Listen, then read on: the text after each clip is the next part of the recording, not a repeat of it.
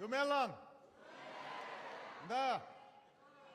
In 2013, at a speech in Cape Town, President Obama announced a new American initiative, Power Africa, to expand energy access to 60 million homes and businesses across the continent.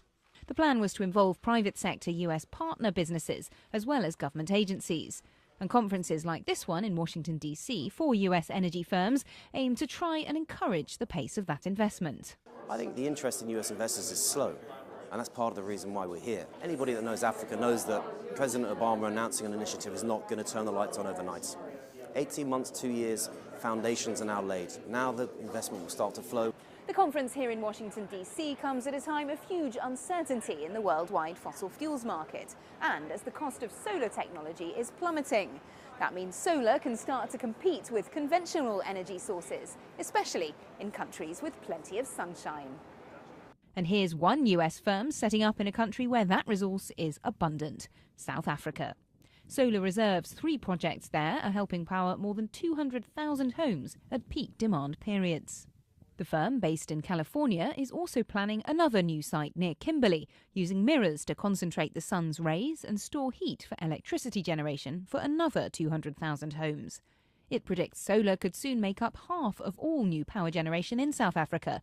That's more than the government's goal of 42% by 2030. The company says solar is the future for powering the continent, and South Africa is at the forefront.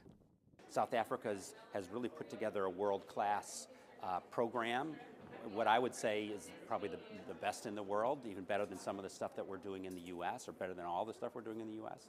We think the South African model is a good model for others to try and utilize, and it's managed to get past that kind of some of the bureaucracy and the red tape and resulting in really in South Africa, close to $10 billion of international investment in the country. The key now is encouraging more U.S. investors like Solar Reserve to follow suit. There's a lot of money on the continent. There's a lot of money in South Africa itself. And there are a lot of people with great ideas for a lot of deals who maybe don't have the experience. So our role is to try to bridge that gap right now and make sure to bring those deals together, bring the developers with the investors so that we can light up the continent. The hope is that the Rainbow Nation can show Africa and the world how to harness the power of the sun. Lorna Shattuck, Washington.